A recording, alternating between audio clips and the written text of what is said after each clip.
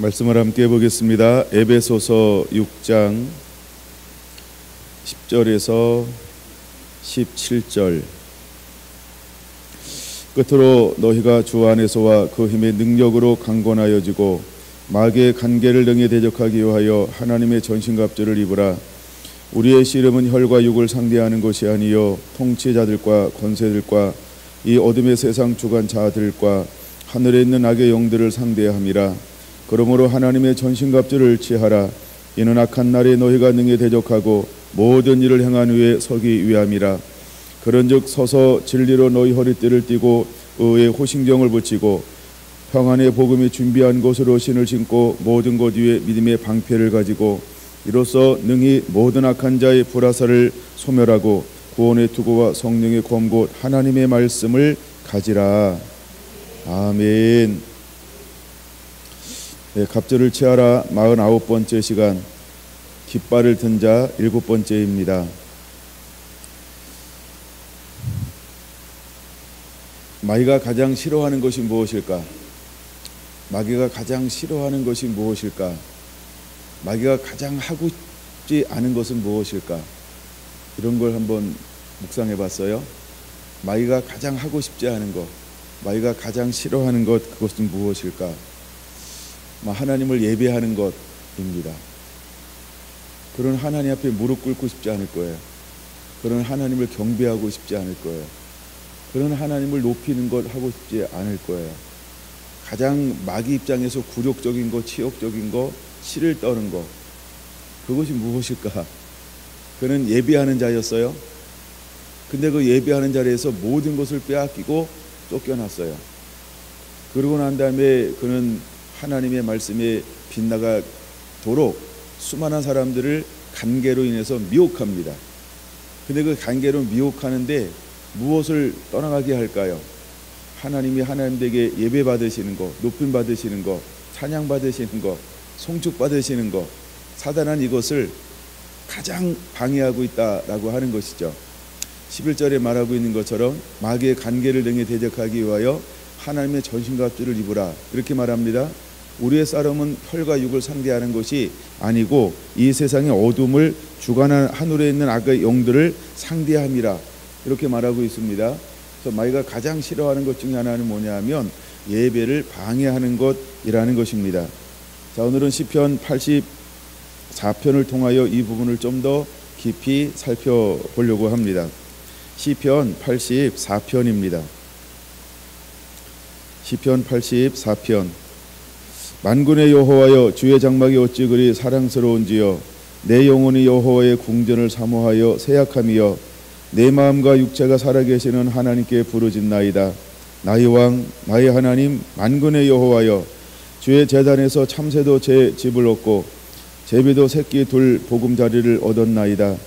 우리 집에 사는 자들은 복이 있나니, 주의 집에 사는 자들은 복이 있나니, 그들이 항상 주를 찬송하리이다. 셀라. 주께 힘을 얻고 그 마음에 시온에 데려가 있는 자는 복이 있나이다. 그들이 눈물 골짜기를 지날 때에 그곳에 많은 샘이 있을 것이며 이른 비가 복을 채워주시나이다. 그들은 힘을 얻고 더 얻어 나아가 시온에서 하나님 앞에 각기 나타나리이다. 만군의 하나님 여호와여, 내 기도를 들으소서. 야곱의 하나님이여, 귀를 기울이소서. 셀라. 우리 방패이신 하나님이여, 주께서 기름 부으신 자의 얼굴을 살펴보옵소서. 주의 궁전에서의 한날이 다른 곳에서 첫날보다 나은즉 악인의 장막에 사는 것보다 내 하나님의 성전 문지기로 있는 것이 좋사오니, 여호와 하나님은 해요 방패이시라. 여호와께서 은혜와 영화를 주시며 정직하게 행하시는 자에게 좋은 것을 아끼지 아니하실 것임이니이다. 만군의 여호와여, 주께 의지하는 자는 복이 있나이다. 아멘. 예, 주의 집에 사는 자는 복이 있습니다. 주께 힘을 얻고 마음의 시온에 데려가 있는 자는 복이 있습니다. 주님을 의지하는 자에게는 복이 있습니다. 오늘은 84편을 묵상하는 날이기도 합니다. 그래서 먼저 제가 84편을 묵상을 했습니다. 이 84편은 특별히 마귀가 가장 싫어하는 것, 그것이 무엇이냐 하면 예배에 대한 목마름인 것입니다. 하나님 앞에 나가 하나님의 얼굴을 구하고 하나님의 치밀함 앞에 나가 하나님의 자비와 긍휼과 그 인자하심 앞에 늘 머물기를 원하는 것입니다.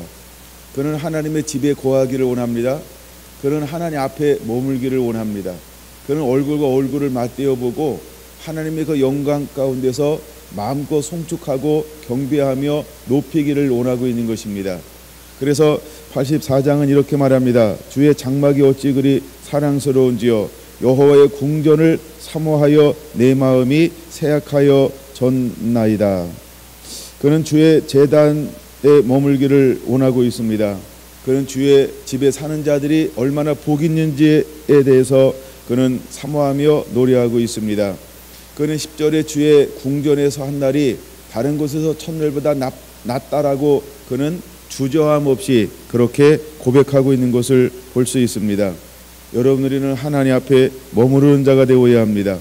우리는 하나님 앞에 나오는 자가 되어야 합니다. 우리는 하나님을 예배하고 경배하기 위해서 가장 삶의 최우선순위에 예배를 올려놓는 자가 되어야 할 줄로 믿습니다. 여러분, 1절에서 4절까지는 성전의 아름다움을 노래하고 있어요. 5절에서 7절까지는 성전을 향한 이 그 여정을 노래하고 있어요. 8절에서 9절은 기름 부음 받은 자에게 궁유를 달라고 하나님 앞에 노래하고 있습니다. 10절에서 12절까지는 다시 성전에 거하는 것에 대한 즐거움이 얼마나 대단한지를 노래하고 있는 것을 볼 수 있습니다. 자, 오늘 크게 세 가지로 나눠서 한번 말씀을 살펴보려고 합니다. 첫째, 성전을 사모하는 마음입니다. 성전을 사모한다라고 하는 것은 무엇일까? 하나님의 임재인 것입니다. 그는 1절에 말하고 있는 것처럼 주의 장막이라고 표현하고 있어요. 2절과 10절에는 주의 궁전이라고 표현하고 있어요. 3절에는 제단이라고 표현하고 있고 그 다음에 4절에는 주의 집이라고 표현하고 있어요. 같은데 다른 표현을 하고 있는 것이죠. 저는 오늘날 우리의 삶의 중심은 어디가 되어야 할까? 바로 하나님의 성전이 되어야 할 줄로 믿습니다. 더 나아가 오늘날은 우리의 몸이 거룩한 하나님의 성전이고 집이고 함께 우리 몸에서, 내 삶에서, 내 육체가, 내 마음이, 내 삶이 하나님의 성전이어야 합니다. 할렐루야. 그러면 우리는 매 순간순간마다 결론으로 말씀드릴 거지만 하나님과 함께하는 자, 동행하는 자가 되어야 하는 것입니다. 하나님, 우리의 몸이 거룩한 집이라고 하는 것입니다.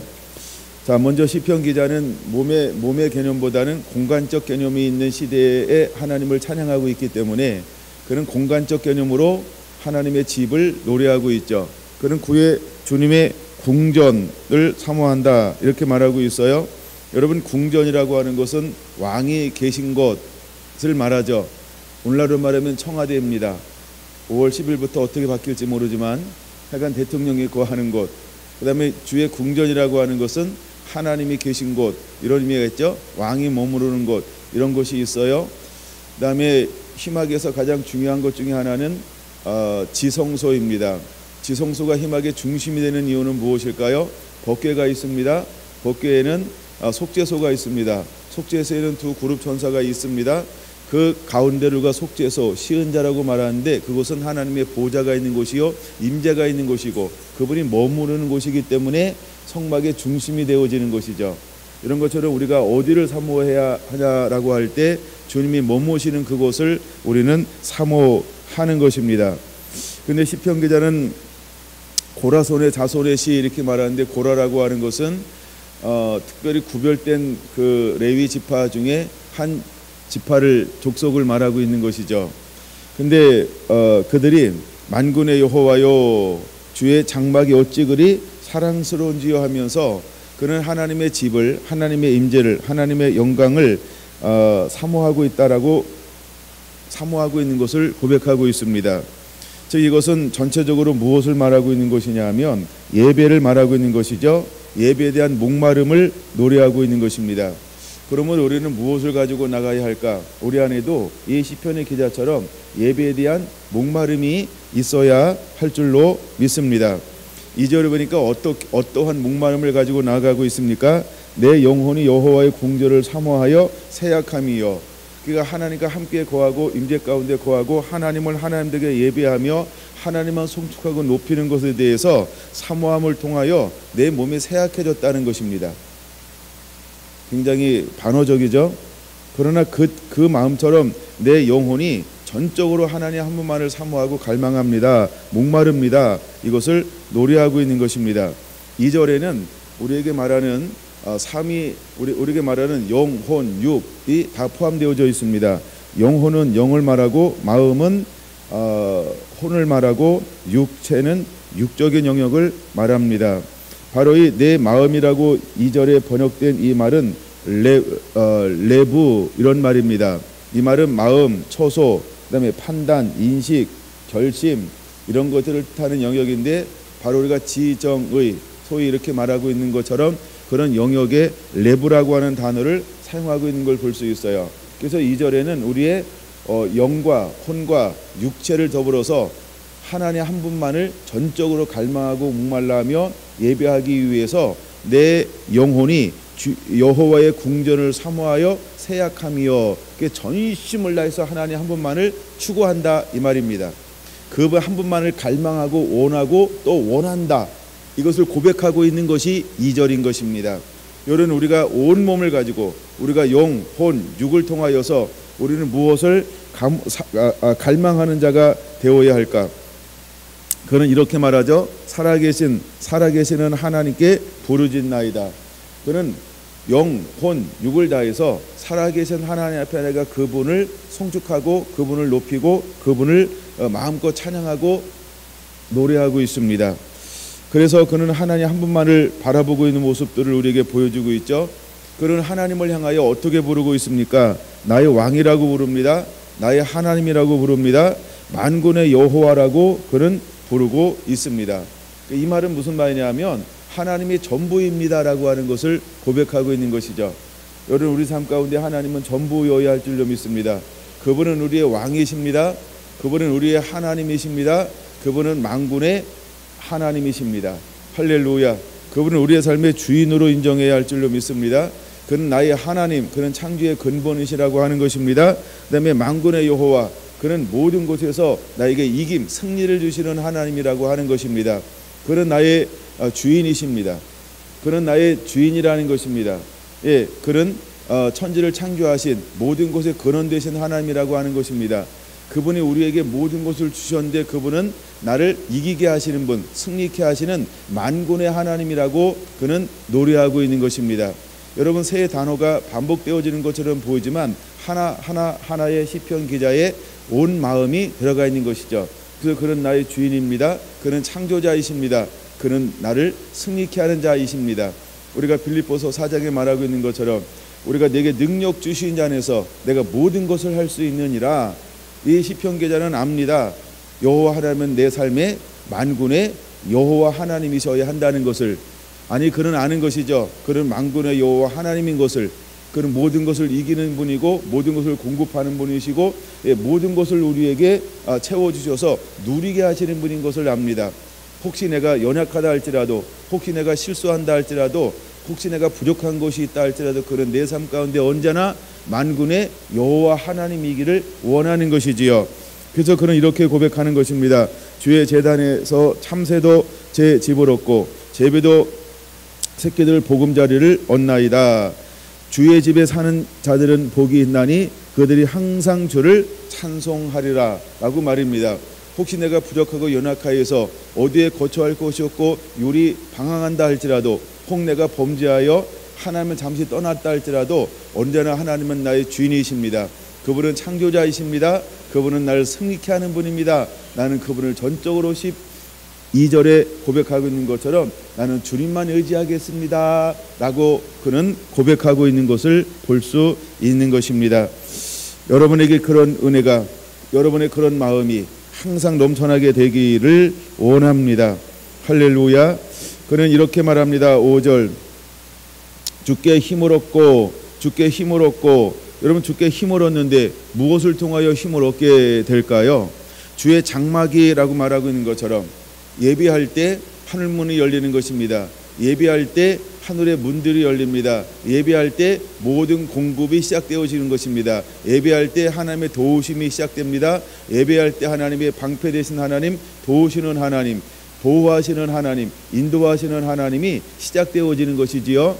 이스라엘 백성들에게 하나님이 불과 구름 기둥으로 인도하였던 것처럼 하나님의 인도하심을 말하고 있는 것입니다. 그러니까 주께 힘을 얻고라고 하는 것은 예배하면 하나님이 함께 하십니다. 예배하면 하늘문이 열립니다. 예배하면 주님이 나와 함께 하시는 것입니다. 임재하는 것입니다. 이걸 그렇게 고백하는 것이죠. 주께 힘을 얻고라고 말입니다. 이처럼 우리도 매일매일 하나님 한 분만을 첫 자리에 놓고 말씀을 묵상하며 하루를 시작하여 그분이 나와 함께하는 것이 우리의 힘이 되어야 할 줄로 믿습니다. 할렐루야. 그 주께 힘을 얻고 그 마음에 시온의 대로가 있는 자는 복이 있나이다 라고 말합니다. 대로라고 하는 것은 전에 성경에는 순례자, 순례라는 표현을 썼고 대로라고 하는 것은 길이다 이런 의미가 있죠. 근데 시온의 대로입니다. 시온은 예루살렘을 말하죠. 시온에는 하나님의 임재하는 중심, 즉 성전의 중심인데 지성소를 말하는 것이죠. 그 시온의 대로가 있어요. 하나님과 나 사이에 하늘문이 열렸어요. 막힌 것이 없습니다. 그러니까 시온의 대로가 있는 자는 뭐하나니 복이 있나니 이렇게 고백하고 있는 것입니다. 그럼 우리가 주께 힘을 얻은 자, 즉 주님만을 예배하는 자에게는 하늘문이 열리는 것입니다. 할렐루야. 여러분, 주님을 예배한 자는 옥토를 공급해 주는 것처럼 하나님이 옥토를 우리에게 허락하실 것입니다. 그래서 때를 따라 돕는 하나님의 은혜가 그 사람 가운데 임하게 될 것을 노래하고 있는 것입니다. 그래서 이 때를 따라 돕는 하나님의 은혜가 있는 열린 문을 가지고 있는 사람들에게는, 그러니까 6절에 그들이라고 하는 것은 예배자를 말하는 거죠. 그들이는 예배자를 말하는 것입니다. 그럼 저 예배자들은 눈물 골짜기를 지날지라도라고 말합니다. 여러분, 눈물 골짜기라고 하는 것은 눈물이 있다라고 할 때 우리가 육체를 입고 살 때 사단은 우리를 공격해 옵니다. 때로 우리의 마음을 빼앗아갈 수 있고 환경을 빼앗아갈 수 있습니다. 더 나아가 건강을 빼앗아갈 수 있고 화평과 평안함을 빼앗아갈 수 있어요. 근데 고난은 장천한사 영광과 좋게 비교할 수 없기 때문에 하나님은 우리에게 고난을 허용하고 허락한다라고 하는 것이죠. 또 때때로 하나님은 우리를 시험하기 위해서 마귀에게 내줘서 그 관계에 대해서 우리가 어떻게 반응하느냐가 아니고 관계에 대해서 우리가 오직 하나님의 말씀으로 이기는 것을 원하여서 우리를 내놓게 될 거라고 하는 것입니다. 그러므로 우리의 인생은 눈물 골짜기를 지날 수밖에 없는 것입니다. 누구나가 다 눈물 골짜기를 지납니다. 그 눈물 골짜기를 지날 때 하나님 우리에게 어떤 은혜를 베풀어 주시겠냐는 것입니다. 그게 더 중요한 것이지요. 우리 모두는 다 고난이 있을 것입니다. 시련이 있습니다. 아픔도 있습니다. 상함도 있습니다. 때로는 낙담과 절망도 있을 수 있습니다. 제자들처럼 예수님을 버리고 각기 제 길로 갈 수도 있습니다. 그러나 소망이 있습니다. 그분은 다시 우리에게 찾아오실 것입니다. 우리를 회복해 주실 것입니다. 그리고 주님이 우리를 어떻게 인도하여 주실까요? 6절은 이렇게 말하고 있다는 겁니다. 그곳에 뭐가 있다고요? 많은 샘이 있을 것입니다. 두 번째, 하나님께서는 무엇으로 채워주실까요?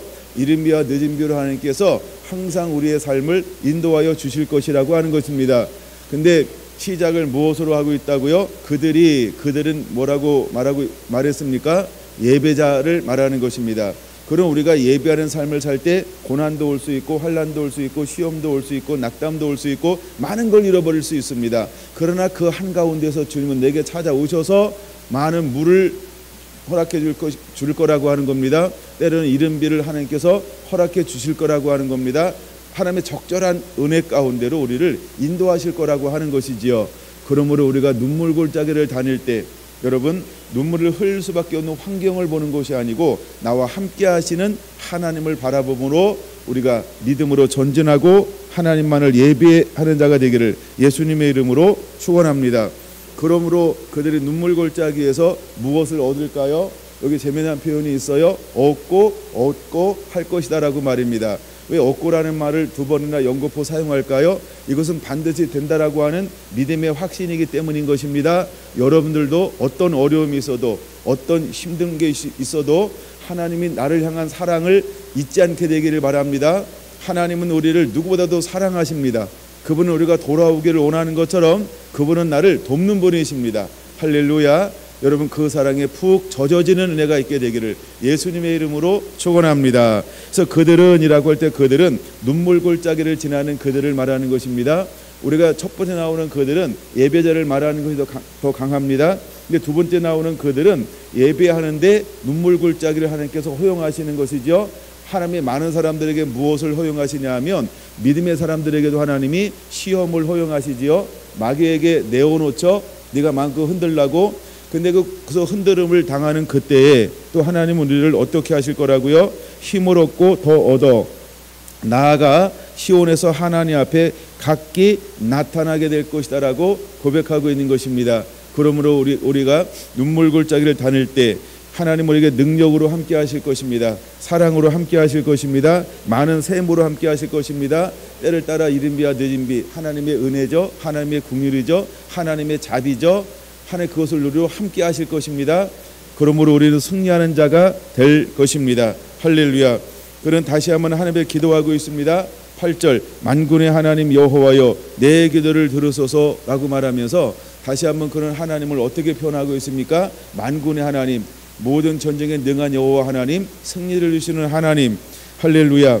그 다음에 야곱의 하나님이여 귀를 기울이소서라고 말씀하시면서 그가 무엇을 구하고 있을까? 자, 눈물 골짜기를 지날 때 이제 하나님께서 모든 것을 주실 것입니다. 근데 그것을 누리는 동시에 다시 한번 그는 하나님을 어떻게 부르고 있냐 하면 하나님은 만군의 여호와 하나님이십니다 하면서 그는 장차 우리가 혈과 육을 위해서 싸우는 것이 아니고 이제 배후에 있는 악한 영들과의 싸움이기 때문에 무엇을 구하는가? 좀 더 자세히는 9절과 10절에 이렇게 기록하고 있다는 것이지요. 우리 방패이신 하나님이시여 주께서 기름 부으신 자의 얼굴을 살펴 보옵소서라고 말입니다. 여러분, 우리가 이제 얼굴을 제가 지난 시간부터 뭐라고 해석하기 시작했습니까? 이것은 파네카라고 하는 말인데 이것은 하나님의 긍휼, 하나님의 자비, 하나님의 은총이라고 하는 뜻을 가지고 있는 것입니다. 그럼 우리가 얼굴을 구한다라고 하는 것은 하나님의 긍휼입니다. 하나님의 자비입니다. 하나님의 은총인 것입니다. 그럼 방패라고 하는 말과 얼굴이라고 하는 말은 같다라고 하는 것입니다. 그래서 우리가 눈물 골짜기를 지날 때 이제 만군의 여호와 하나님께서 야곱의 하나님께서 우리와 함께 하심을 통해서 우리의 방패가 되어 주실 것이고 그 다음에 기름 부음 받은 자 누구예요? 하나님의 자녀된 자에게 하나님은 얼굴을 우리에게 돌리실 거라고 하는 것이죠. 그러니까 우리를 바라보실 거라고 하는 거죠. 우리가 눈물 골짜기를 다닐 때 하나님께서 우리를 어떻게 하실 것이다? 방패가 되어 주실 것이다. 방패는 인도한다, 보호한다, 함께 하신다. 하나님께서 우리를 보호하실 것입니다. 인도하여 주실 것입니다.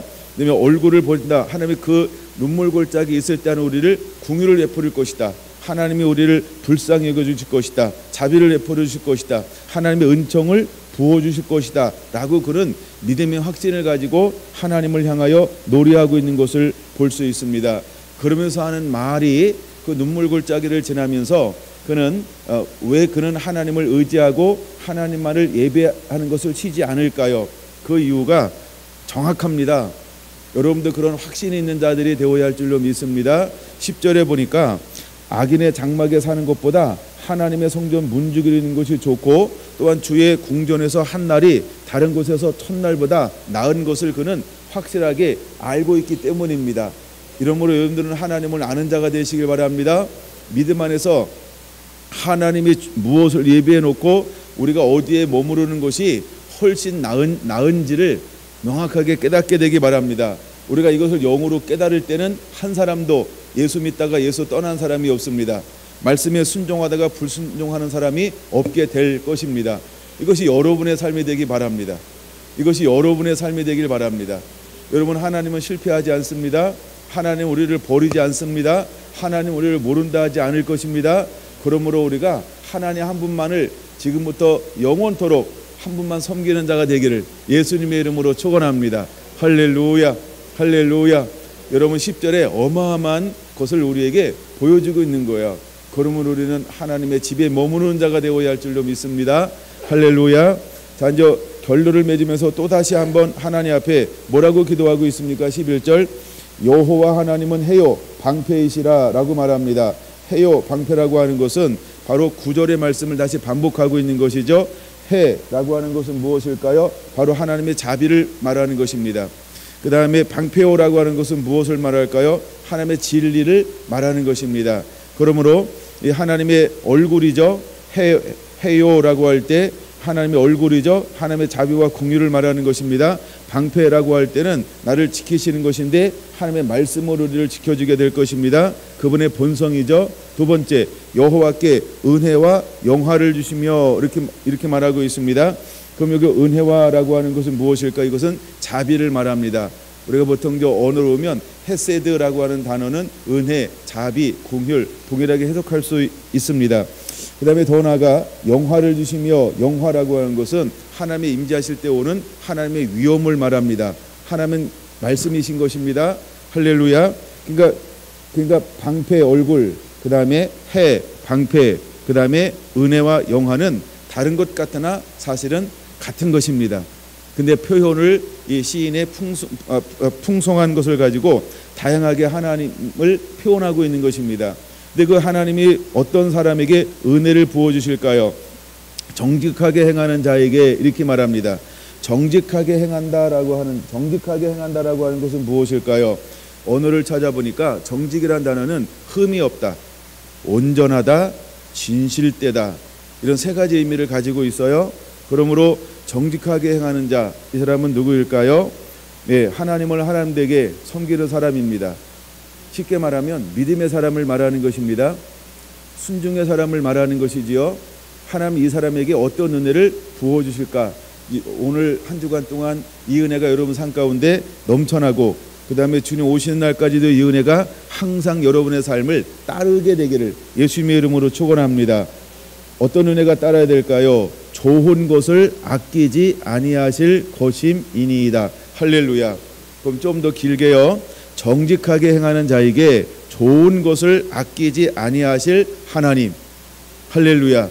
그러니까 우리가 정직하게 행하는 자, 즉 우리가 온전히 말씀에 순종하는 자에게, 하나님만 예배하는 자에게, 우리가 죄를 벗어버리고 거룩함이 회복된 그 예배자에게 하나님은, 즉 온전한 자에게, 흠이 없는 자에게, 예수님을 닮은 그 하나님의 사람에게, 즉 하나님의 전신갑주를 입은 사람에게 하나님이 어떤 은혜를 부어주겠다는 거예요? 좋은 것이 오는 것을 아끼지 아니하겠다는 거예요. 좋은 것을 아끼지 아니하겠다는 거예요. 여러분, 제가 이 말씀을 계속해서 묵상할 때 얼마나 은혜가 되는지, 그래서 여러분 모두에게 은혜가 그대로 임하게 되기를 축원합니다. 좋은 것을 아끼지 아니하시는 하나님. 여러분, 무엇이 좋은 걸까요? 그게 다 좋은 것들이에요. 아무 생각 안 하셨어요? 뭐가 좋은 걸까요? 그거요. 생각하셨죠? 그 모든 것들은 그래서 아끼지 아니하실 거라는 거예요. 할렐루야. 그러므로 우리는 하나님 한 분만을 예배하는 자가 되어야 합니다. 그러므로 우리는 예수 그리스도로 어둠의 일을 벗고 옷 입는 자들이 다 되어야 할 줄로 믿습니다. 마지막이죠. 여러분, 이 사람은 어떻게 삶을 살아가게 될까요? 주님만 의지하는 것입니다. 주님만 의지하는 것입니다. 성경 구절 세 군데를 찾아보려고 합니다. 첫 번째는 사도행전 10장 38절입니다. 사도행전 10장 38절입니다.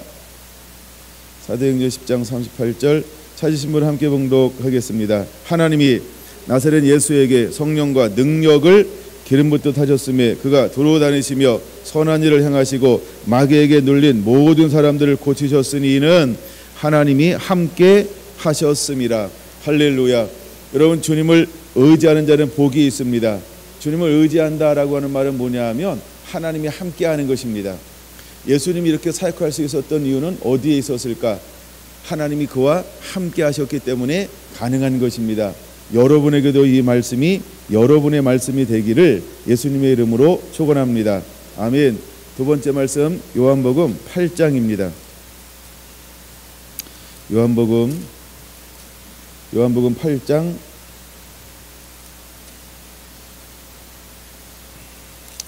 29절.